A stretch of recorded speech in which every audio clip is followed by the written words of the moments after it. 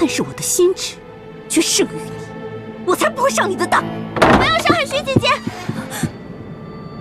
六师傅，你听我的，你已经被仇恨蒙蔽了双眼。如果你现在杀了雪姐姐，你不可能离开紫禁城。不如这样，我们做个交易，你放了雪姐姐，我跟皇上求情，让他放了你，怎样？少在这假惺惺的！我现在就去见康熙，我要把你们所有人的真面目，还有这明珠谷所有的秘密告诉他。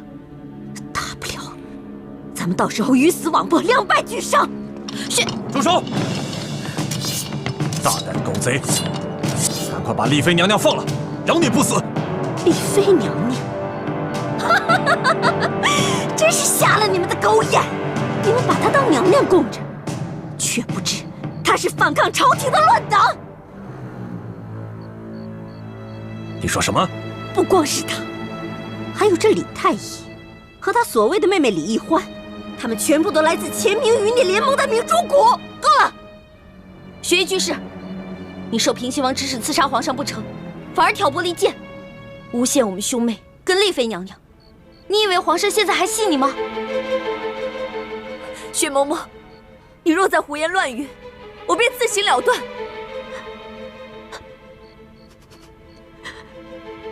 锦城，你虽然出卖魏氏，但是魏氏不是真的想让你死，更不想我们两个人都死在这儿。师父，易欢，你如果想让我放了锦城，除非你来替他做人质。不行。好，我答应你。环妹，放心吧，朱哥哥，他现在只想赶快离开紫禁城，不到万不得已，他不会伤害我的。拿我来换雪姐姐。易欢，走，让开！都别动，让他们先走。让开，不然我杀了他！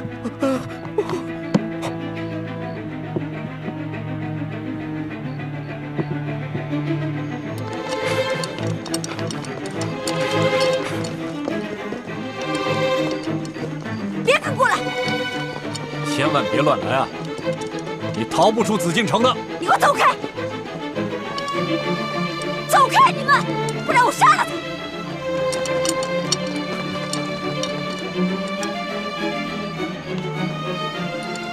随我上摘星楼，别耍花样。好，我随你上去。把这包围起来！这。雪域居士，你千万不要轻举妄动。六师傅，不如我们来做个交易。你只要别跟他们出卖我跟朱哥哥的身份，更不会出卖明珠谷，我就保你安全的离开紫禁城。你以为我还会再相信你吗？我万万没有想到，你们居然会出卖我，来换取康熙的信任。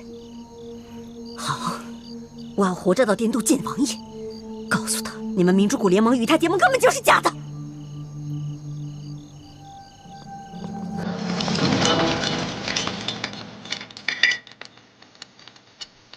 皇上吉祥，都平身吧。这，谢皇上。丽妃，没事吧？皇上，臣妾没事，但是易欢妹妹被雪嬷嬷劫持到了摘星楼上。皇上，你看，雪域居士，这紫禁城内全都是大内高手，你逃不掉的。你现在放了易欢，朕可以饶你不死。康熙，让你的人都走开，不然我点了这丫头的穴道，然后再把她从摘星楼上推下去。别动手！皇上，皇上，皇上！花儿，你别怕，朕一定会救你出来的。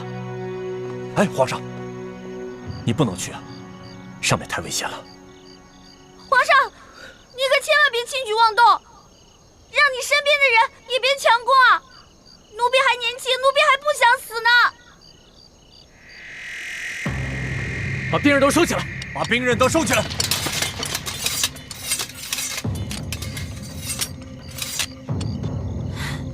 六师傅，你看到了吧？皇上还是很在意我的。早知道你这丫头如此能耐，当初我们6位师长又何必煞费苦心，培养倾城来施这个美人计？刘师傅，咱们何必两败俱伤呢？只要你不出卖我们的身份，我保你安全。再说了，你现在别无选择，只能相信我。若非万不得已，我也不希望两败俱伤。但是，你要随我一起离开紫禁城，去滇都见王爷。好，一言为定。皇上，奴才有话想要禀告。说。此话不方便在此讲，请皇上先移驾。现在就说。主子，奴才刚才领旨去帮着李太医捉拿刺客，可奴才刚一进去，这雪衣居士就说什么了？雪衣居士说，李太医还有易欢姑娘、丽妃娘娘，他们都是朱明联盟的乱党，而且他们都来自一个朱明联盟的基地，叫做明珠谷。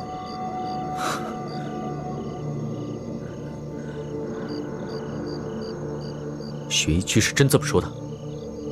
皇上，此事事关重大，奴才绝不敢胡言乱语。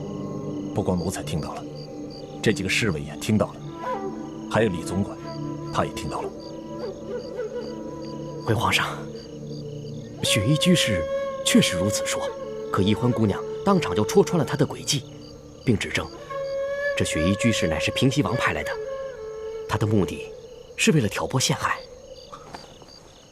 皇上，我兄妹2人对皇上一片忠心，天地可见。欢妹还在雪衣居士手里，生死一线，皇上却在这儿怀疑她。若是让欢妹知道，她该怎样寒心呢？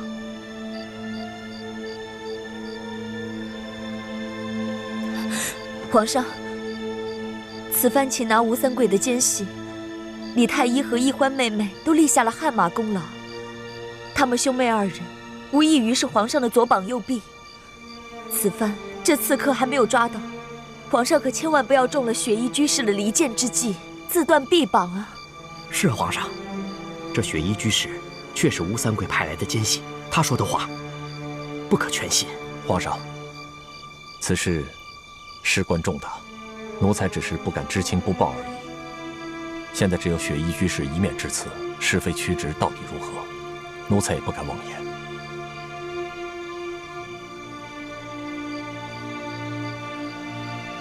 凭什么？朕不会相信吴三桂的挑拨离间之计的。谢皇上。谢皇上。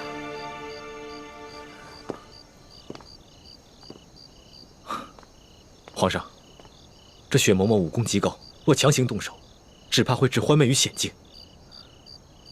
不如先放他们离开。欢妹古灵精怪，一定能找机会脱身的。现在看来也只能这样了。你们都退下吧。是。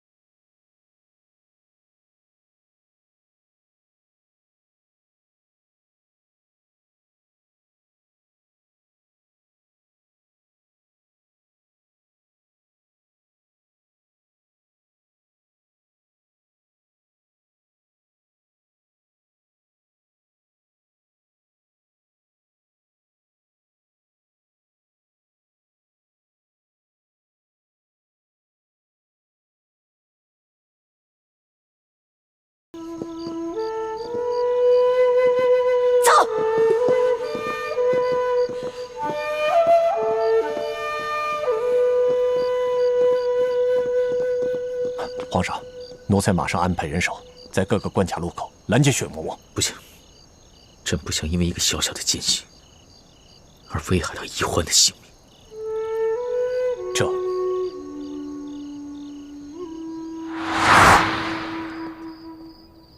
这到底是怎么回事啊？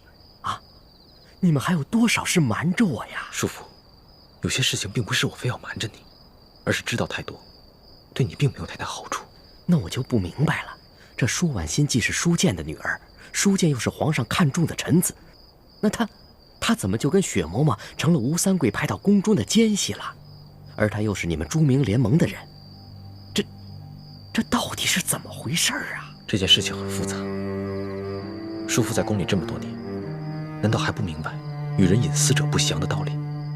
康熙早就知道丽妃是吴三桂的内奸了，但他始终没有说过，是因为他不想让更多人知道这个秘密。叔父又何必一定要知道呢？你以为我想知道这个杀头的秘密啊？不还是被你们给连累了吗？哎，现在可怎么办呢？皇上虽然是不动声色，但他肯定是疑心你们了。事到如今，也只能走一步算一步了。好在雪嬷嬷是吴三桂内奸这件事已经坐实了，事情还没有到无可挽回的地步。唉，你们呐，你们就是我李德福的噩梦啊！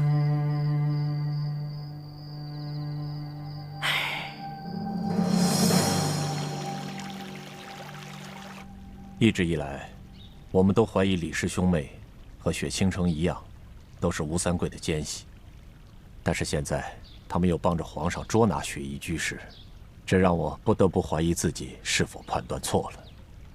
可是我听到了雪衣居士那段话以后，我才明白，原来李氏兄妹并不是吴三桂的奸细，而是明珠谷的乱党。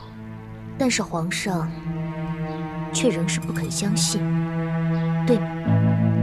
这次的情形，很像是上次我们捉拿鳌拜时候的情形。李氏兄妹捉拿了鳌拜，鳌拜指认李氏兄妹是乱党，李氏兄妹却是鳌拜是在挑拨离间。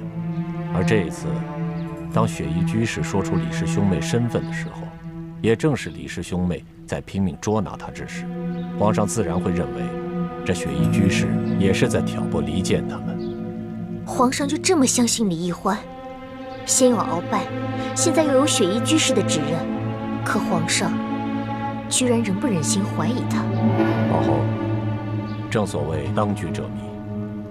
一直以来，皇上所能感受到的都是李氏兄妹在拼了命地保护他，而这雪衣居士和鳌拜又都是他的政敌，他自然会偏向李氏兄妹多一些。可是以皇上的聪慧，我相信在他的心中，多少都会对李氏兄妹有一些疑心和戒心。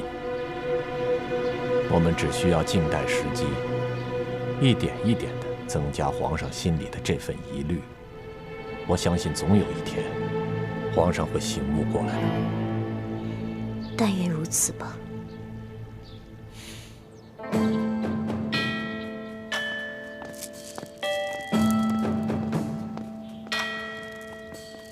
皇上吉祥。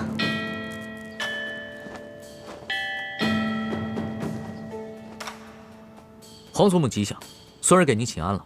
不必拘礼了，快起来吧，坐吧。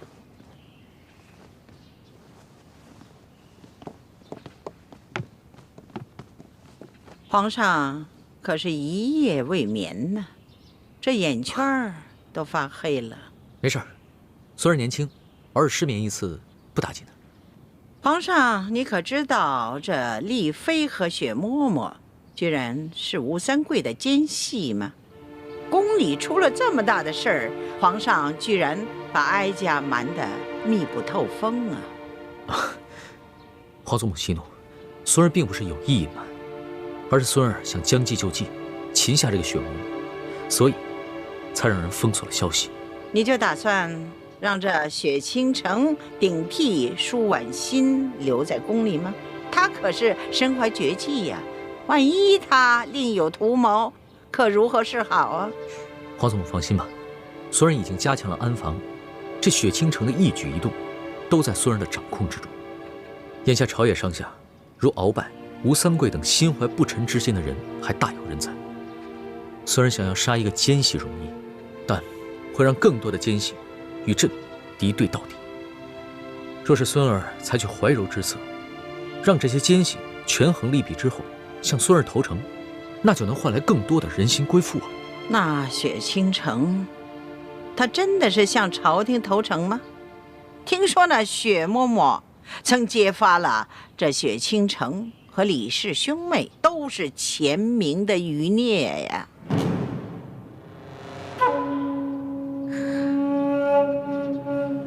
你可不要怪罪皇后，她可是六宫之主啊，这后宫之中的事儿，她都应该过问。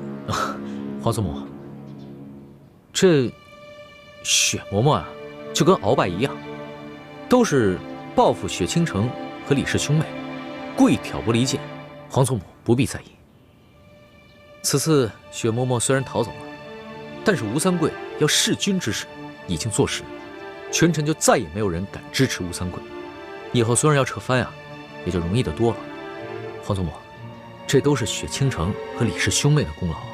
可万一这雪嬷嬷所说属实呢？皇祖母，眼下只有雪嬷嬷一人为证，并没有旁证。孙儿不想轻举妄动，孙儿不想伤了那些有心归附孙儿之人的心。但是皇祖母请放心，孙儿一定会暗中派人核查他们兄妹俩的身份。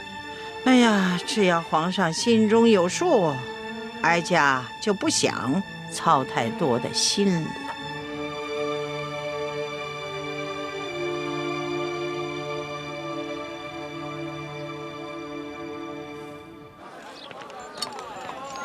你看这个，喜欢吗？喜欢就拿走。哎呦，是啊。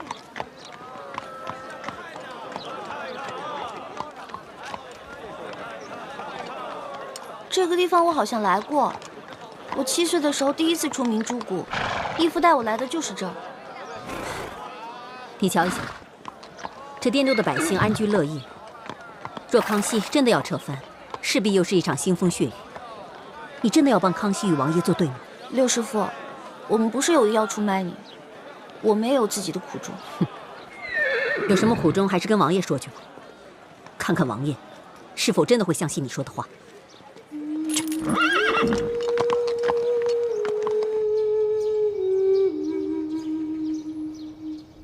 你就是李一欢？小女子李一欢，见过王爷。17年前你刚刚出世，本王就曾见过你。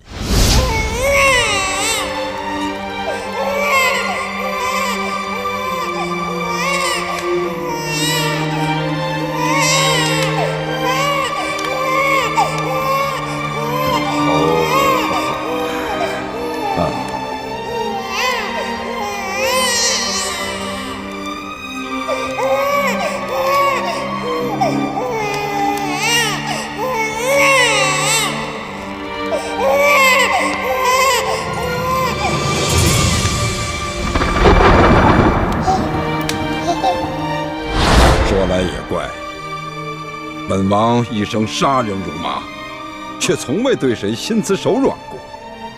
唯独当年想要杀你之时，你却对着本王突然那么一笑，看着你那天真无邪的笑容，本王居然下不得手。看来你果然命硬。一欢多谢王爷不杀之恩，让一欢啊多享了这17年的人间繁华。果然是个伶俐的丫头，难怪也未见得如何倾国倾城，却能把康熙迷得神魂颠倒。王爷，您过奖了。其实我对皇上来说，不过是跟他后宫诸位家里稍有不同的野丫头，他对我啊，不过是一时新鲜罢了。王爷，你休听他胡说，他和康熙早就已经是两情相悦、两心相许了。是吗？李定国一心要光复朱明王朝，他一世英名，却走了这样一步错棋，把唯一的女儿永历帝钦点的太子妃送到了大清皇帝身边。没想到你却偏偏喜欢上了大清皇帝，哈哈，真是讽刺，哈哈哈哈哈，太讽刺了。哼，王爷，您可能误会了，我喜欢的是我大师兄朱哥哥。我跟我大师兄啊，从小青梅竹马，早就定下了婚约。我对康熙呢，就像雪姐姐对康熙一样，不过是权宜之计罢了，权宜之计。王爷，这丫头满嘴跑马，死的都能说成是活的。王爷，你要小心，不要上她的当啊！是吗？那本王倒要看看这丫头如何向本王解释，他们将你和倾城出卖给康熙之事。王爷，我爹是真心想跟您结盟的。我们这次也不是有意破坏盟约，出卖六师傅来博取康熙的信任，而是迫不得已。因为这个裘贵啊，把真的舒婉心带到了索额图那儿，不得已才想到了一个办法，让雪姐姐假装认罪，戴罪立功。这样呢，牺牲六师傅一个人，可以保全我，保全雪姐姐，保全了大师兄。这也是叫什么来着？舍居保帅之意。对，舍居保帅。照你这么说，我倒该感谢你们明珠谷。哎呀，王爷，您太客气了。我们现在就是一家人，互相帮助，互相扶持，这不是应该的吗？你这丫头，真是舌战莲花。如果你们是舍居保帅，为何当时不提前通知我，而是瞒着行事呢？你看你六师傅，我怎么跟您说啊？我们说牺牲你一个人，保全我们大家，你愿意吗？你肯定不愿意。再说现在，你虽然暴露了，但是王爷，雪姐姐还在啊。雪姐姐留在康熙身边，继续为您效劳，而我们明珠谷呢，保存了实力，对王爷您来说也是件好事，是不是？王爷，你休想那胡说！如果当时不是我急中生智，拿住了倾城作为人质，那我现在早就已经成了刀下亡魂了。而他们一定会让康熙以我为人证，给王爷定下个弑君大罪，逼着王爷反叛。到时候他们明珠谷就可以从中渔利了。你看，六师傅，哎，咱分析一下啊，当初是不是你没能杀了裘贵，才导致了这么多事情的发生？是不是？你现在怕王爷责怪你，当然急着推卸责任了，口口声声说什么王爷对你有恩，你效忠王爷，可你呢，明知道皇上也有撤藩之意，只有王爷跟我们一起联盟，才能面对这个危机。你现在干什么呢？你现在在挑拨我们跟王爷的关系，你有何居心啊？王爷，我对王爷真的是一片忠心，天地可见呐。他们明珠谷与王爷结盟是假，想要挑起王爷和朝廷的矛盾，他们好从中渔利才是真的啊！王爷，好了，不必多说了，本王自有判断。来人，在，把李一欢带到别院，好好安置。卑职遵命。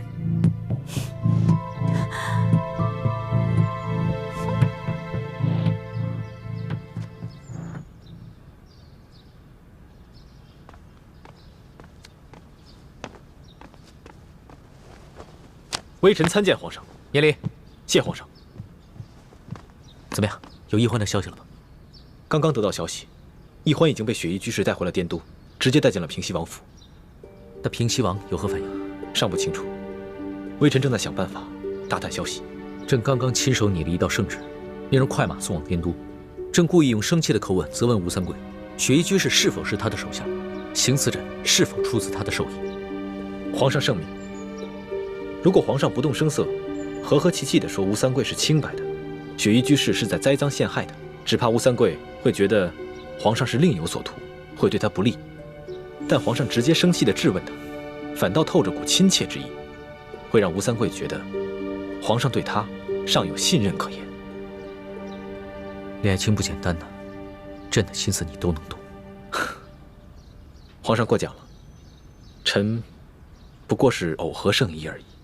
吴三桂现在只有2个选择：一是撕破脸，杀了易欢，然后立刻起兵造反；二，放易欢回来，同时把雪衣居士押解进京，把自己摘得干干净净，继续和朝廷维持表面上的关系。李爱卿，你觉得平西王会作何选择？皇上，臣对平西王并不了解，对他的实力更是一无所知。臣不敢妄言。你什么时候也开始学起索额图了？说实话，朕也不知道吴三桂会如何选择。但愿他能放一欢平安归来，如此也好给朕几年筹备撤藩的时间。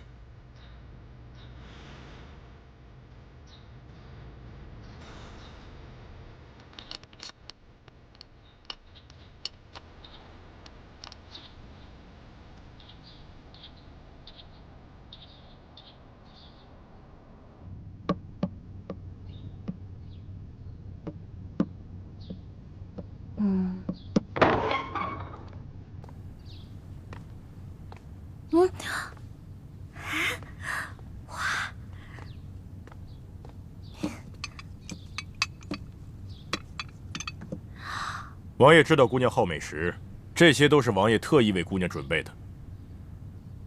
哎，你等一下，我这么大院子就我一个人住啊，王爷有没有说什么时候把我送出去啊？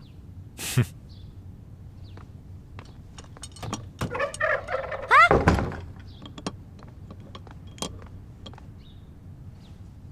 德行，亏什么也不能亏了自己肚子呀。早就听说云南美食最好吃了，今天总算大开眼界。哎呀，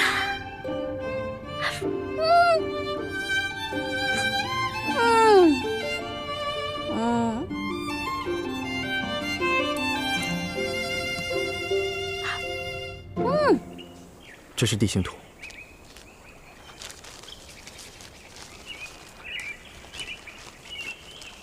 玉欢就被关在这个小院子里。啊，对了，滇都晚上都是要宵禁的，这是出城的令牌，你收好。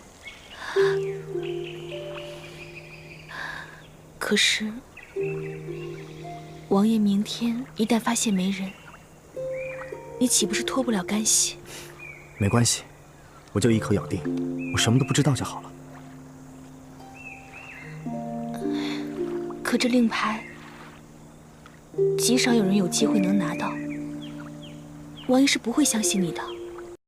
滇都晚上都是要宵禁的，这是出城的令牌，你收好。可是，王爷明天一旦发现没人，你岂不是脱不了干系？没关系，我就一口咬定，我什么都不知道就好了。可这令牌，极少有人有机会能拿到。王爷是不会相信你的。是啊，可是皇上已经下旨责问我父王了，究竟是把你师妹给放了，把责任推给雪姨居士，还是干脆直接起事？要是决定直接起事的话，那你师妹就危险了。但我毕竟还是她的儿子，最多她也就像上回一样打我一顿，不会要了我的命的。可是，你为了我，一而再、再而三的和你父王作对，你我之间还需要说这个吗？况且我这么做，也是为了我自己。我不希望看到我父王犯下更多的罪孽，也不希望看到他跟朝廷决裂。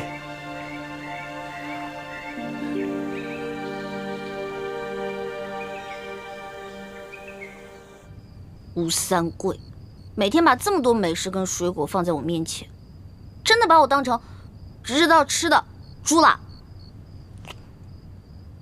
我都不是，你能一直把我囚禁在这儿？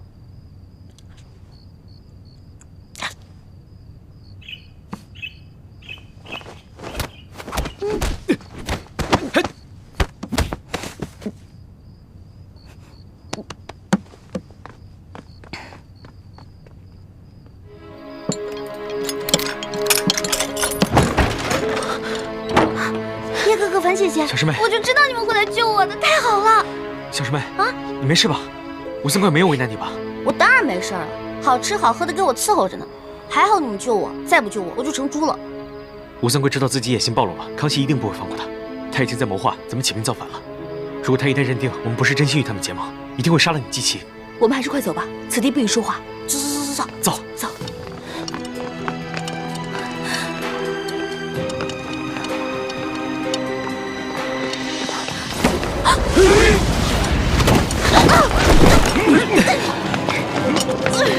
拿下！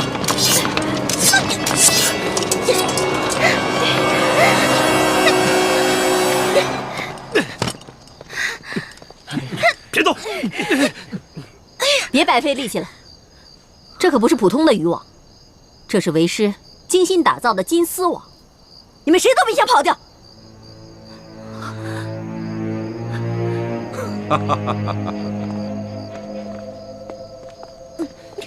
李欢，你本来已经说动了本王，只可惜你这2位师兄师姐却沉不住气。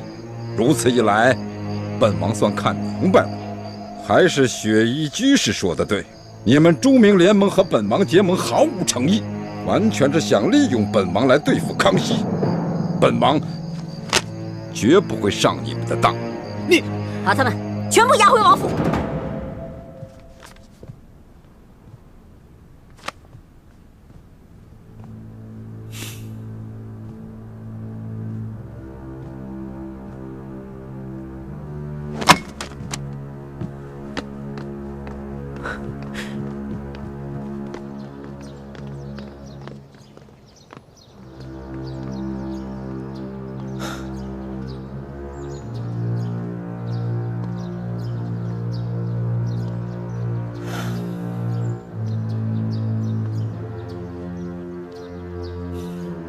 聂德福，奴才在。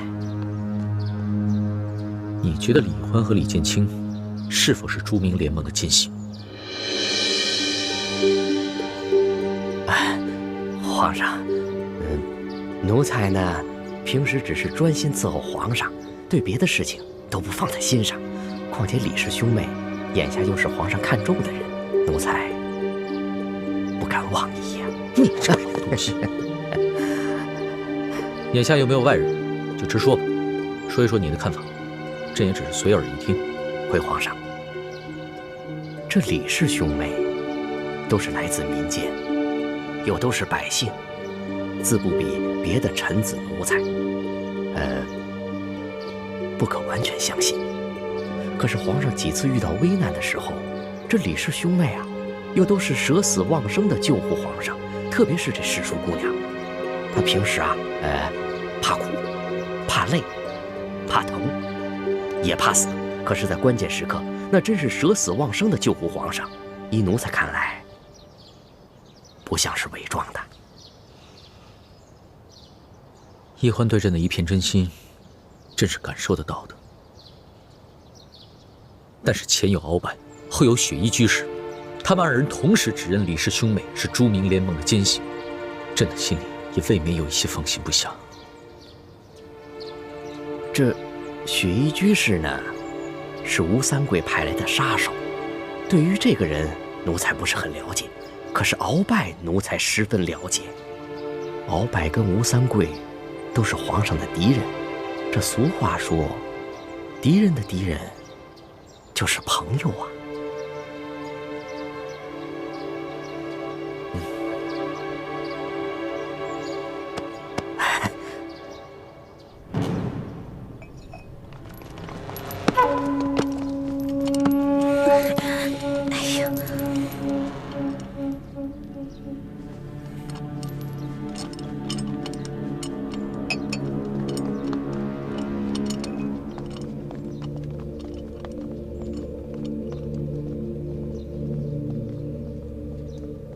易欢、倩影陌生，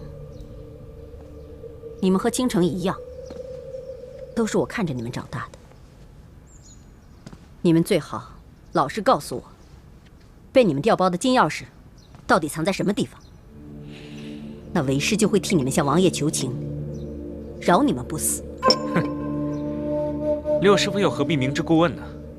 五师傅唐一手是鳌拜的奸细，樊师姐把从吴应期手里调包的金钥匙交给了太子，唐一手又把那把金钥匙从太子的手里调包了。现在唐一手死了，那金钥匙到底是上交给了朝廷，还是被他自己给私吞了，早就无处查证了。不，金钥匙不可能在唐一手的手上。唐一手也并不是什么鳌拜的奸细。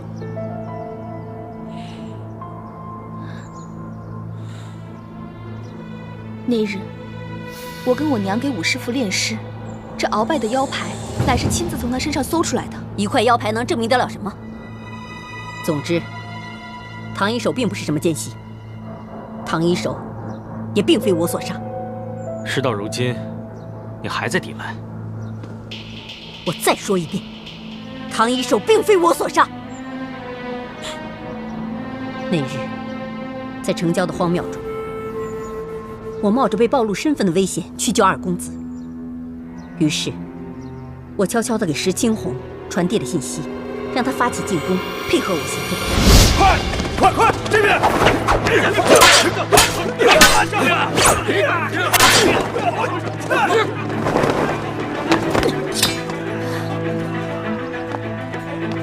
王妃，千万要沉住气，不要告诉他们我是内奸。李定国他们不会向一个手无寸铁的女人下手的。我先救走二公子，回头再想办法救你。二公子，快醒醒，快随我走！二公子。但是我万万没有想到，二公子和侧王妃已经中了呆若木鸡散，不能说话也不能动弹。于是我就取消救走二公子的计划，由原路从屋顶悄悄地退出厢房。我当时在想，如果侧王妃真的要出卖我，那我只能放弃潜伏，逃回到王爷的身边。所以，我怎么可能去厢房杀二公子和侧王妃？要是那样，我怎么向王爷交代呢？为了掩饰自己，我当时和靖王还有陈胜男并肩和清兵作战。当我再进入厢房时，我发现侧王妃被一刀毙命了。当时我心乱如麻，我在想，侧王妃被杀了，我如何向王爷交代？可是万万没有想到，被杀的居然不是侧王妃，而是唐一手。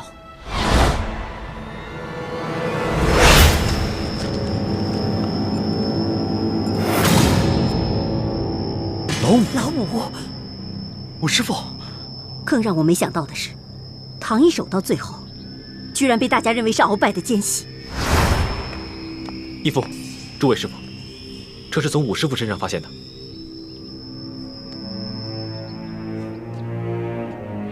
这好像是清廷之物啊。没错，这腰牌是鳌拜特制的，专门交给他最亲近的心腹。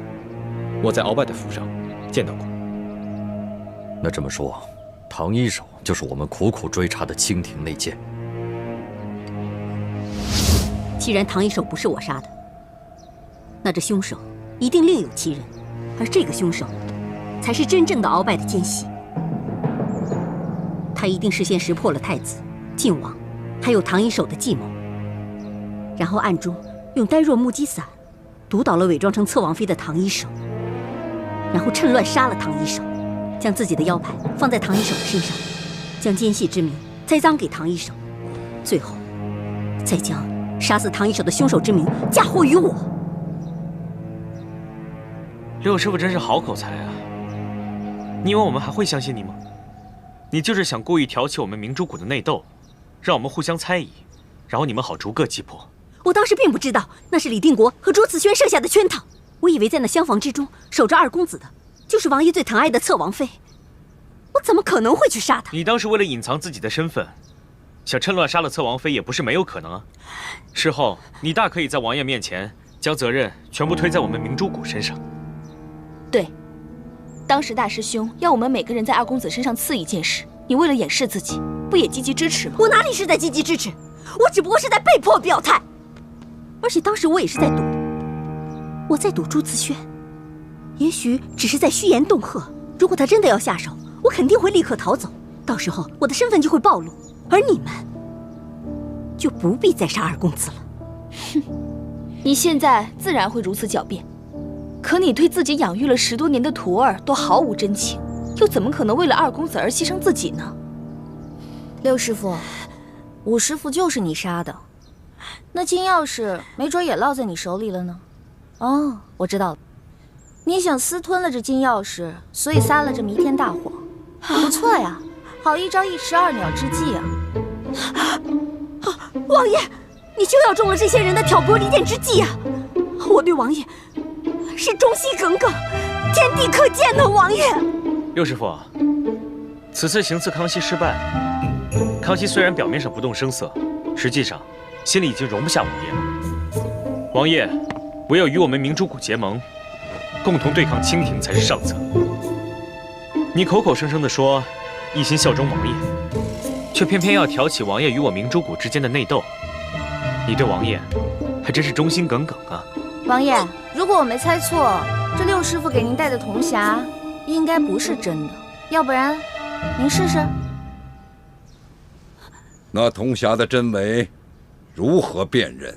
我爹说过，那个铜匣乃大明最顶尖的能工巧匠精心打造的。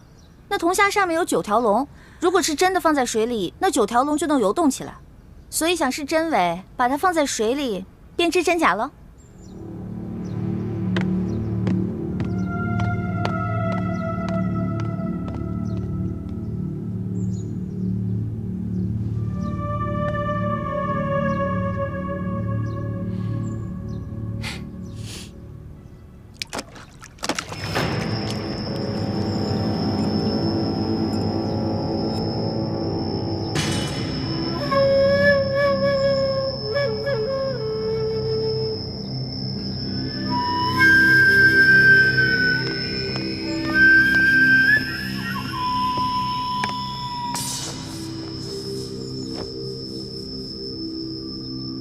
我刚刚试过了，那铜匣果然是假的。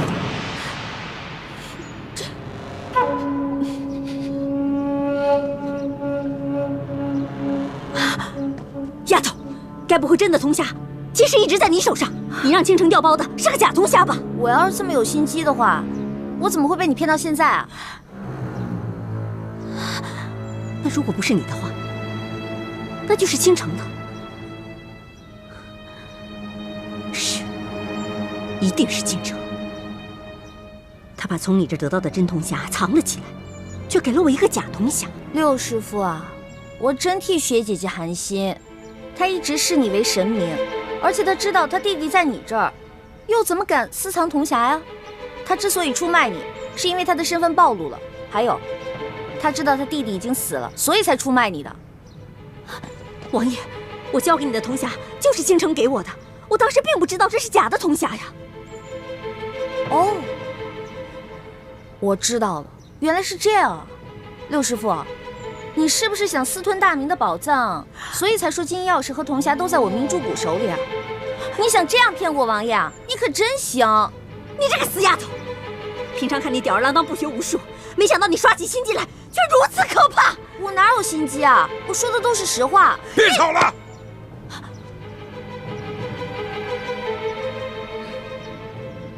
把他们给我押下去。是。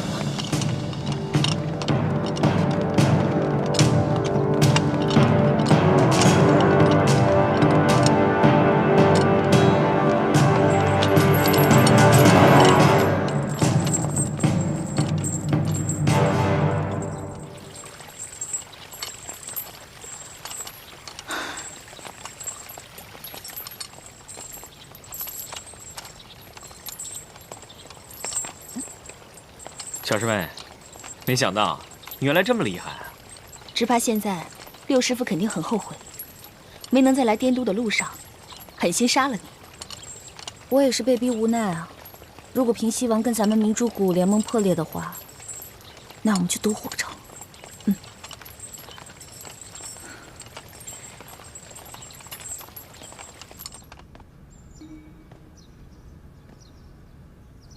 王爷，如果你怀疑我，就杀了我。我愿意以死来证明我对王爷的忠诚。唐一手真不是被你所杀。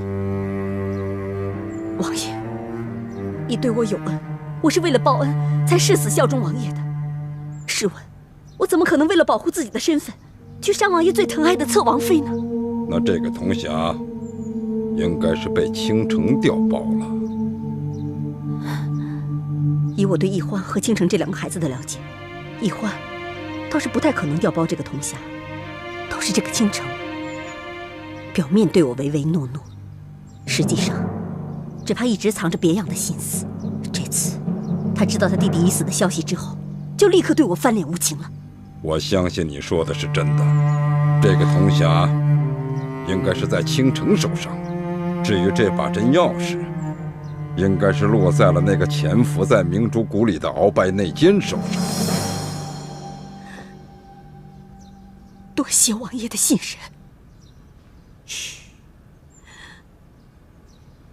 把李易欢他们给我押回来。是。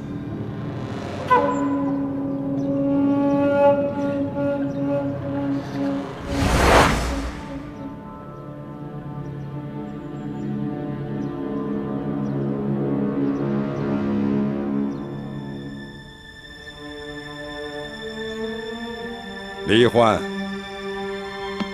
这是皇上的亲笔手谕，你且看看。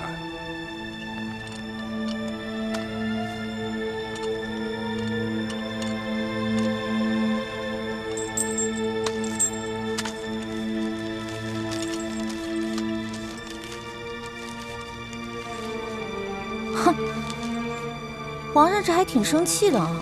皇上虽然生气，质问我是否就是幕后主使，可质问的口吻中仍透着亲近信赖之意，所以，我只要将雪域居士和你们3个一同押解进京，就能把自己撇得干干净净，同时还能立个大功。雪衣，愿为王爷效忠，以性命来换取康熙对王爷的信任。李易欢，你现在明白了吧？你爹想和本王假结盟，暗中挑起本王与康熙矛盾的诡计，注定是不能得逞的。王爷，你误会我爹了。你当年逼着我爹杀了我娘，我爹心里确实恨你，但你也知道，在我爹心里，光复大明的大业远胜于私人恩怨，所以他是真心想跟你联盟，一起对付清廷的。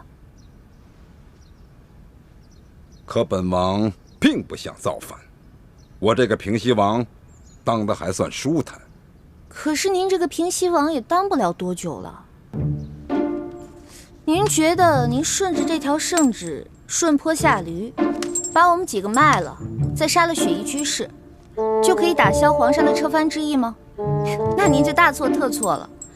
这皇上在我面前不止一次说过，之前鳌拜是他的心腹大患，现在把鳌拜擒了，王爷您就是皇上心中一根不得不拔的刺。康熙果真这样说？当然了，不信我给你演一个。他是这样的：吴三桂这个老匹夫啊，他想躺在功劳簿上多少年？这每年管朝廷要银两，国库都空了，这如今还蹬鼻子上脸，900多万两雪花银啊，还不给他挥霍的呀？圈占民田，广征官士，自主私钱不说吧，这老匹夫居然敢弑君，弑君可是大罪啊！可恼可恨！这老匹夫比起鳌拜来说，过10倍有余。朕早晚亲手灭了他。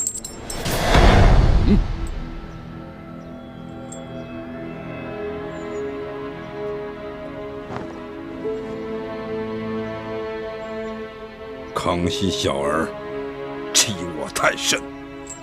王爷，我相信你也知道兔死狗烹，鸟尽弓藏的道理吧？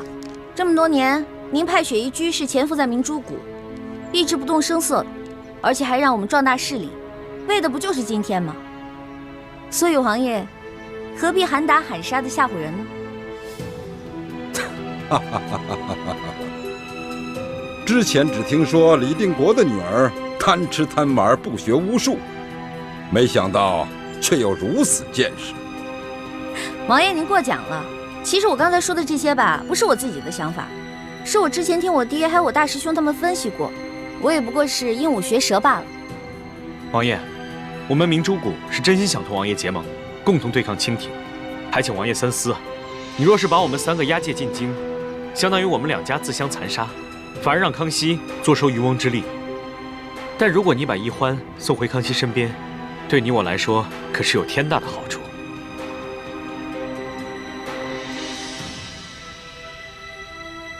打开镣铐，放了他们。遵命。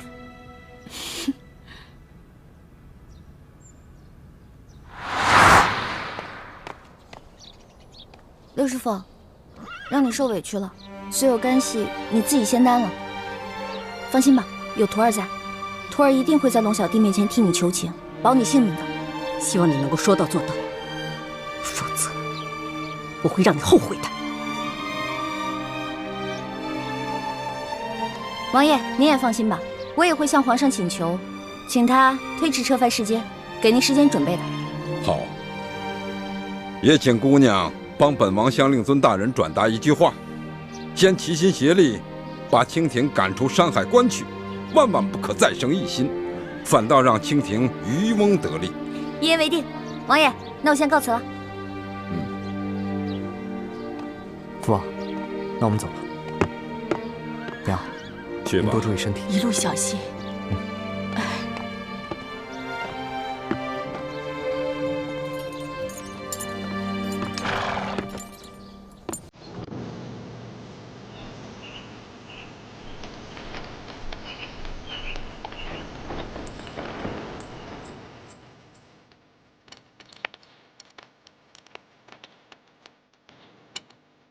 皇上有旨，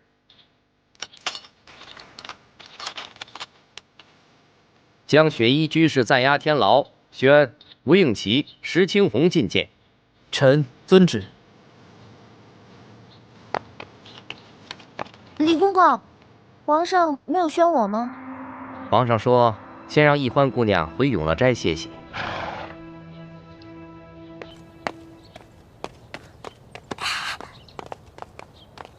李公公，这次回来，皇上不应该很想见我吗？毕竟我九死一生回来的。可是为什么皇上让我直接回永乐斋啊？是不是识破我了，不想见我了？皇上表面上虽然不动声色，但心里肯定已经怀疑你们了。皇上不见你，我也不知道他心里到底怎么想的。反正你是不该回来的。我这条老命啊，算是彻底搭在你们手里了。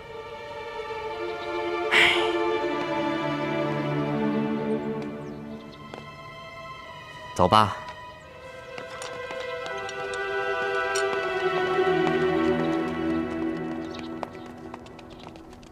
臣吴应奇和副将石青红护送笔墨侍书李易欢回宫，并押解犯人雪衣居士进京。起来吧。谢皇上。皇上，臣代臣父请罪，请皇上治罪。这平西王何罪之有啊？家父讲，他当年带兵剿的梅花门，与雪衣居士结下了血海深仇。雪衣居士假扮成丽妃娘娘身边的嬷嬷，前进皇宫，意图行刺皇上。可是行刺失败后，又将皇上身边的侍书姑娘劫持到了云南，意图栽赃给臣父。好在臣父设计将她擒住，救出了侍书姑娘。臣父命臣一定要向皇上请罪。哼，这平西王不惧流言挑拨，擒下朝廷要犯，还救了朕的侍书姑娘，不但无罪，反而有功啊！朕要好好褒奖。二公子，快快请起吧。臣代臣父谢皇上恩典。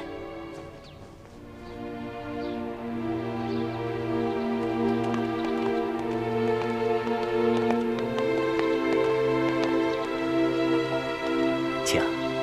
多谢李公公啊。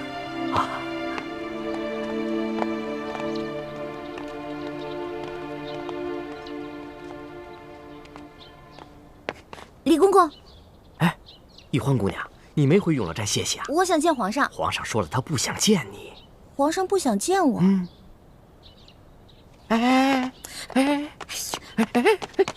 易欢姑娘，奴婢易欢叩见皇上，皇上吉祥。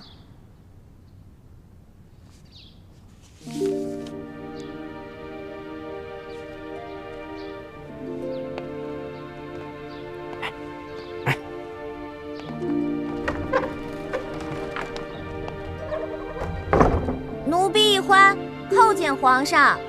平身吧。龙小弟，我回来了。朕知道，朕又不是一个瞎子，你一个大活人站在眼前还看不见。我九死一生回到你身边，你怎么一点都不开心啊？好像还有点生气。李欢，你可知罪？我知什么罪啊？你犯了2条重罪。哪2条重罪？第一，通敌。我通什么敌了？朕问你，雪衣居士行刺朕失败以后，用丽妃当人质，你为什么要救下丽妃，自己去做人质？奴婢舍身救丽妃，那是因为丽妃平日在宫里对奴婢颇有关照啊。丽妃和雪衣居士都是平西王派进宫里的奸细，你用自己顶替丽妃，让朕不得不放了雪衣居士，难免有奸细之嫌。那皇上这么说的话，奴婢还有好多罪状呢。说来听听。这罪状1嘛，就是奴婢劝说丽妃自首，并且告发雪衣居士。这罪状2呢，就是奴婢让奴婢的哥哥冒充皇上，让雪衣居士的行刺计划功败垂成。这罪状3嘛，就是奴婢身为吴三桂的阶下囚，还不忘为皇上着想，还去刺探他的军情与实力。朕怎么听你说的不像是通敌罪状，反倒是在为自己邀审啊？奴婢的通敌罪状全都供述完毕了。第2罪是什么？恃宠行凶，致人重伤。我重伤谁了？重伤之人已经到场，你可以当场验伤。哪有人啊？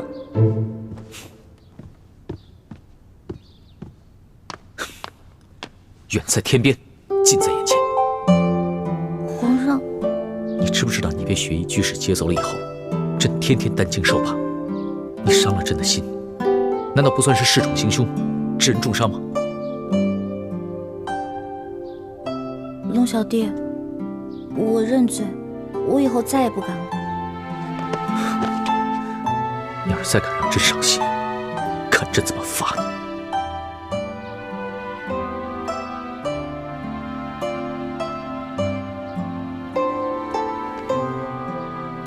皇祖母，吴三桂在接到皇上的圣旨后，果然让吴应奇押送雪衣居士回京，护送李易欢回宫了。皇上，他是个聪明的人，可是这吴三桂也不是等闲之辈，聪明人不动则已，动起来恐怕就是惊天动地了。皇后，陪哀家出去走走。皇祖母，外面风大，你还是留在宫里歇息吧。这点风算什么？哀家这一辈子经历了多少风风雨雨呀！这点风迷不了哀家的眼睛。走吧。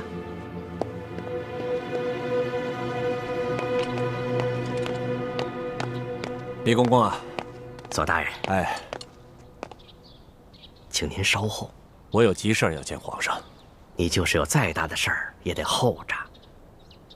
世淑姑娘刚刚回来。哦，都明白。龙小弟，你知道吗？吴三桂让雪衣居士回京城，其实是为了舍居保帅。朕早就知道了，所以朕赦吴三桂无罪，又给了刑赏，就是为了将计就计。而且临走之前，他还让我去他的军营看了看。你说他为什么要让我去他的军营看呢？他带你去，就是为了让你转告于朕，他的军队永不可挡。而且我从滇都回京的路上，看到了好多怪兽。这以前小的时候啊，我们村子里呢有一家铁匠铺，但是都是磨一些平时的农具。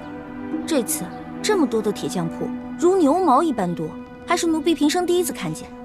朕的探子也是这么汇报的。原来龙小弟早就有密探啊！那不知道有一件事情，皇帝的密探有没有告诉你呢？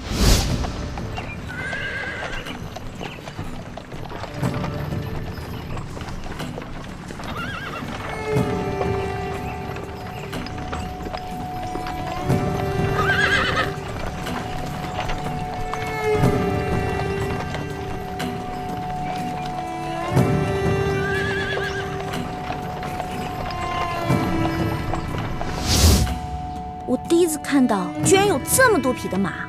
这些马比朝廷的如何？比朝廷的更加的精壮彪悍。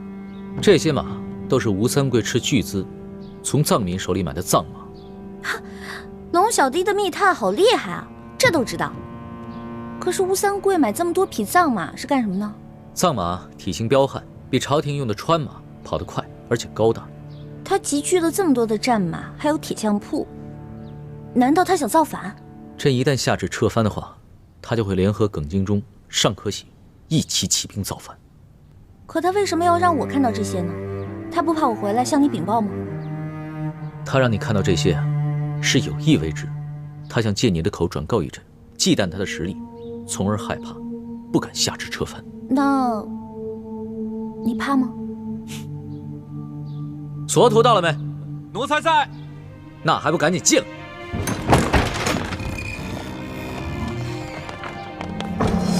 皇上吉祥。朕交代你的事情办得怎么样了？回皇上的话，奴才已经召集了5000多名铁匠，办了1000多家铁匠铺，同时开始打造兵器。马匹呢？马匹，奴才派人到牧区收购藏马，还到蒙古地区收购更加精壮彪悍的蒙古马，现在已经收购了2万多匹，估计2年以后可以增加到5万匹。龙小弟，原来你跟吴三桂一样，早就暗中筹备了。朕和吴三桂都是心知肚明，只不过彼此都没有必胜的把握，都在拖延时间罢了。那，你决定要撤藩了？当然，这个脓疮不除，那朕就永远是一只病猫。只有平了三藩，收复台湾，朕这个天子才能腾出手来，用全力发展农商，打造一个太平盛世。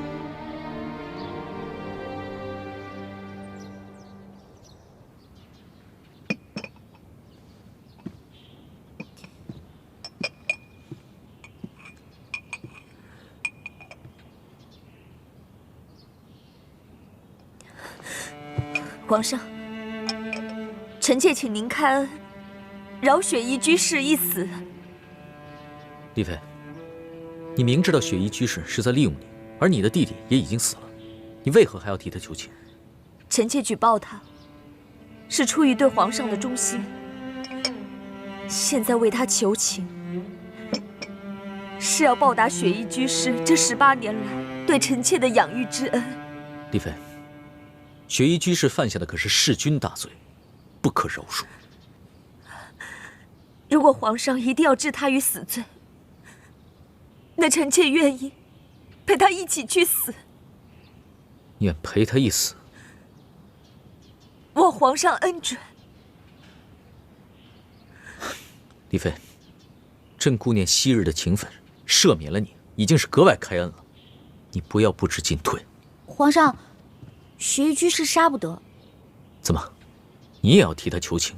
不是，他有很多次都能杀了奴婢，但是关键时刻呢，都会手下留情。如果他真的杀了奴婢，那奴婢就见不到皇上了。叶欢，你可知道这宫里已经有了谣传，说你是朱明联盟的奸细？皇上，雪衣居士的供词，把一切罪过都揽在了自己的身上，把吴三桂摘得干干净净的。这肯定是吴三桂弃居保帅之举。可现在怕就怕是这雪衣居士保的不仅仅是吴三桂啊。朕明白了，你还是在怀疑奕欢和李太医。不，并非是奴才要怀疑世淑姑娘还有李太医啊，而是那鳌拜在没封之前再三的提醒奴才，而且那雪衣居士曾经脱口而出，他说这李氏兄妹是来自朱明联盟基地的明珠谷，兹事体大，奴才不敢隐秘不报啊。至于这李氏兄妹到底值不值得怀疑，奴才可不敢妄议。万事凭圣公独裁。你这个老滑头，心里顾虑什么？朕一清二楚。皇后是朕的发妻，你是皇后的叔父，朕对奕欢是宠爱，对你们两个才是信任。奴才谢皇上隆恩。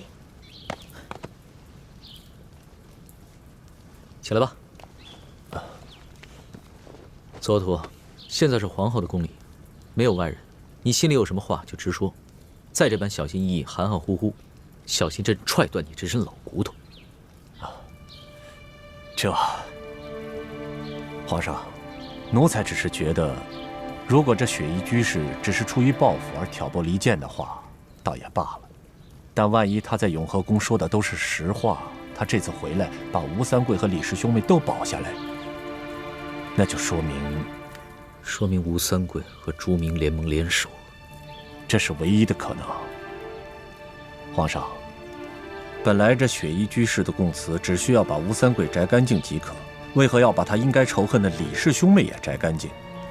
反正弑君本来已经是死罪，他应该继续咬住李氏兄妹不松口，那才合情合理啊。若平西王和朱明联盟联手，这妾身不敢深想。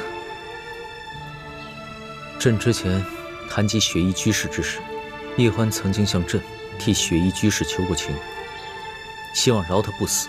那他就更可疑了。雪衣居士把李氏兄妹全部都摘干净，那就更说得通了。你的意思是，朕应该处死雪衣居士，用来试探他二人？皇上圣明。这俗话说得好，慷慨赴死易，从容就义难。奴才活了这么多年，见过太多一时义气想要慷慨就义的人，可真到了刑场上，见到了刽子手里面的刀斧，到了那人生的最后一刻，他却很可能会动摇的。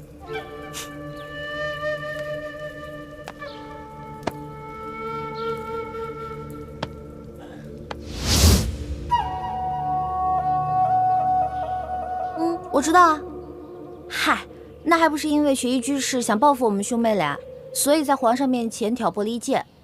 但是皇上那么英明，肯定不会相信他们的，是吧？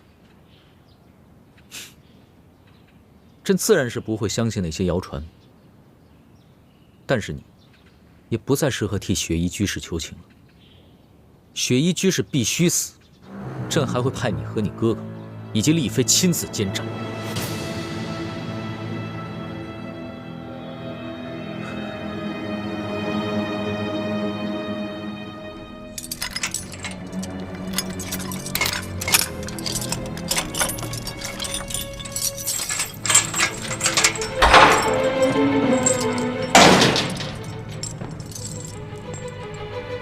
李公公啊，有劳你回避一下。这个没问题，但是你们一定要抓紧时间，我可是冒着天大的风险让你们见着最后一面。我明白，多谢公公。好好，快。